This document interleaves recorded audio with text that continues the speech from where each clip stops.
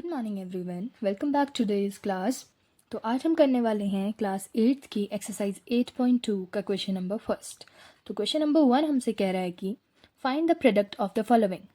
ठीक है, तो हमें ये जो भी वेरिएबल दिए हैं हमें इसका प्रोडक्ट निकालना है। अब प्रोडक्ट का मतलब क्या होता है? प्रोडक्ट का मतलब होता है मल्टीप्लाई। तो सिंपली हमको इन दोनों को मल्टीप्लाई करके आंसर निकालना है। तो चलते हैं पहले पार्ट की तरफ। पहला पार्ट है हमारा 4 मल्टीप्लाइड बाय 7p। देखो यहाँ पे डॉट है, डॉट का मीनिंग होता है मल्टीप्लाई। ओके, तो 4 मल्टीप्लाई 7p, तो product equals to 4 multiply 7p। तो अब देखो नंबर को नंबर के साथ मल्टीप्लाई करेंगे और वेरिएबल को वेरिएबल के साथ। तो देखो 4 7 जा कितना होता है? 28। और देखो यहाँ इसके पीछे कोई वेरिएबल नहीं है, इसके पीछे सिर्फ p है, तो एक ही p है ना, तो यहाँ p एज इट इज उतर जाएगा। तो हमारा आंसर कितना आया? 28p। बढ़ते हैं इसके सेकेंड पार्ट की तरफ। सेकेंड पार्ट में हमसे कहा है कि माइनस का 4p कॉमा 7p। तो इसको भी हम एज इट इज लिख लेते हैं, माइनस का 4p मल्टीप्लाई बाय 7p। ठीक है, तो अब देखो अभी नंबर का नंबर के साथ और वेरिएबल का वेरिएबल के साथ, तो 7 4 जा 28 ऑब्वियसली। और देखो अब यहाँ भी p है और यहाँ भी p है, तो p मल्टीप्लाई p कितना होगा? p का स्क्वायर। देखो यहाँ 2 टाइम्स है ना p, तो p का स्क्वायर। अब इसमें एक बात हमें ये ध्यान रखनी है, यहाँ पे देखो माइनस का साइन है, यहाँ प्लस का है, तो माइनस प्लस माइनस। ठीक है, सो ये आ गया हमारा इसका आंसर और ये आ गया हमारा इसका आंसर। बढ़ते हैं इसके पार्ट नंबर 3 की तरफ। पार्ट नंबर 3 हमसे कह रहा है कि माइनस का 4p कॉमा 7pq। तो इसका सॉल्यूशन भी देख लेते हैं। इसमें भी हमें प्रोडक्ट फाइंड करना है, तो प्रोडक्ट में हम लिखेंगे माइनस का 4p मल्टीप्लाइड बाय 7pq। तो अभी मैंने बताया था नंबर का नंबर के साथ, वेरिएबल का वेरिएबल के साथ, तो 7 4 जा 28। अब देखो यहाँ पे p भी है q भी है, तो पहले देखो p कितने हैं?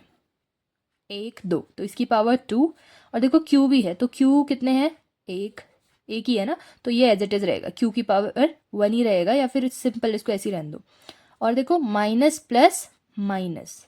ठीक है, तो ये आ गया इसका आंसर। नेक्स्ट बढ़ते हैं पार्ट नंबर 4 की तरफ। पार्ट नंबर 4 भी हमारा कह रहा है सेम प्रोडक्ट। तो यहाँ पे हमें दिया है 4p का cube multiplied by minus 3p। तो इसको हम लिख लेते हैं 4p का cube multiplied by minus 3p। ठीक है, तो अब देखो नंबर का नंबर के साथ, वेरिएबल का वेरिएबल, 4 3 जा 12। अब देखो p कितने हैं? 3p इधर है, p का क्यूब है ना, तो 3p इधर है और ये कितना है? 1p इधर है, तो टोटल कितना हो गया? 3 + 1 4। तो p की पावर 4 हो गई। ठीक है, और साइन किसका आएगा? माइनस का। क्यों? क्योंकि देखो प्लस माइनस माइनस। अब आप इसमें एडिशन वाला रूल अप्लाई मत करना कि जो बड़ा नंबर होता है उसके साथ जो साइन आता है वो आता है। वो सिर्फ एडिशन और सब्ट्रैक्शन में होता है, मल्टीप्लिकेशन में माइनस प्लस माइनस ऐसे करना होता है। ठीक है, नेक्स्ट बढ़ते हैं इसके पार्ट नंबर 5 की तरफ। पार्ट नंबर 5 हमसे कह रहा है कि 4p कॉमा 0। तो इसका प्रोडक्ट भी निकाल लेते हैं, 4p मल्टीप्लाइड बाई 0।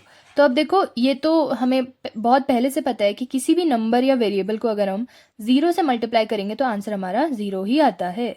ठीक है, तो ये हो गया हमारा क्वेश्चन नंबर 1 सॉल्व। बढ़ते हैं क्वेश्चन नंबर 2 की तरफ। क्वेश्चन नंबर 2 हमसे कह रहा है कि find the area of rectangle with the following pairs of monomials as their length and breadth. तो यहाँ पे देखो जो आपको ये p कॉमा q दिया है, इसको इनने दिया है लेंथ एंड ब्रेथ के फॉर्म में आपको। ठीक है, और आपसे कहा है कि आपको फाइंड करना है एरिया ऑफ रेक्टेंगल। तो सबसे पहले फॉर्मूला अप्लाई करते हैं। हमें पता है एरिया ऑफ रेक्टेंगल को हम क्या लिखते हैं फॉर्मूले को? Length into breadth. ठीक है, तो यहाँ पे देखो इसने हमें बोला है कि following pairs of monomial as their length and breadth. तो यानी ये जो आपको दिए हैं ये लेंथ पहला वाला और दूसरा वाला आपका ब्रेथ। तो देखो लेंथ भी गिवन है, ब्रेथ भी गिवन है, तो क्या हम एरिया इजीली नहीं निकाल सकते? निकाल सकते हैं। तो देखो लेंथ की जगह पे कितना है p और ब्रेथ की जगह पे कितना है q। तो अब जैसे हमने पहले क्वेश्चन में मल्टीप्लाई करा, हमें सिर्फ वही करना है। तो p मल्टीप्लाई q क्या आएगा? p q। ठीक है, इसके पीछे से आप लिख देना स्क्वायर यूनिट, ये इसकी यूनिट होती है। ओके, जैसे लेंथ की यूनिट क्या होती है? मीटर किलोमीटर ऐसे लिखते हैं ना, और तो इसकी यूनिट होती है स्क्वायर यूनिट। ओके, बढ़ते हैं पार्ट नंबर 2 की तरफ। तो इसका भी सिमिलरली हम यही करेंगे। इसमें भी हमें एरिया ऑफ रेक्टेंगल पूछा है। तो एरिया ऑफ रेक्टेंगल का फॉर्मूला क्या होता है, अभी हमने ऊपर लिखा है लेंथ इंटू ब्रेथ। तो इसमें देखो इसको L और इसको B, तो लेंथ कितनी गिवन है 10m और ब्रेथ कितनी गिवन है 5n। तो हम लिख लेते हैं 10m मल्टीप्लाइड बाय 5n। ठीक है, अब देखो नंबर का नंबर के साथ मल्टीप्लाई कर दो, वेरिएबल का वेरिएबल के साथ। 10 मल्टीप्लाइड बाय 5, 10 5 ज़ा 50। और देखो यहाँ m है, यहाँ m है नहीं है, तो m एज इट इज़, और यहाँ n है तो यहाँ n। ठीक है, स्क्वायर यूनिट। बढ़ते हैं पार्ट नंबर 3 की तरफ। पार्ट नंबर 3 भी एकदम सेम है, इसमें भी हमें एरिया ऑफ रेक्टेंगल निकालना है।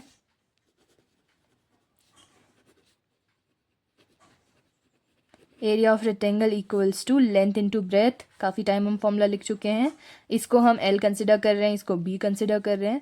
तो 20x square multiplied by 5y का स्क्वायर। तो अब देखो नंबर नंबर और वेरिएबल वेरिएबल का आपस में मल्टीप्लाई, तो 25 ज़ा 100, और देखो वेरिएबल वेरिएबल, यहाँ x स्क्वायर है x स्क्वायर, यहाँ y स्क्वायर है y square, square unit.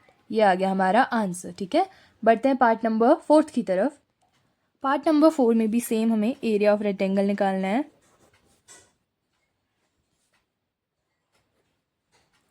Length into breath इसका फॉर्मूला है, लेंथ इसको कंसिडर करा, ब्रेथ इसको कंसिडर करा, तो अब हमें सिंपल क्वेश्चन नंबर 1 की तरह इनको मल्टीप्लाई कर देना है। ठीक है, तो इसका आंसर कितना आएगा, देखो 3 मल्टीप्लाई 4, 3 4 ज़ा 12।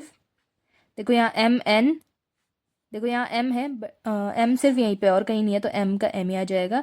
देखो अब नेक्स्ट है n, देखो n यहाँ पर भी है यहाँ पर भी है, तो कितने n है 1 2, तो n की पावर 2 और लास्ट में p, स्क्वायर यूनिट। तो ये हो गया आपका क्वेश्चन नंबर 2 का 4th पार्ट भी कंप्लीट। सो अगर आपको क्वेश्चन समझ आए हैं, वीडियो पसंद आई है, तो चैनल को like share and subscribe. Thank you.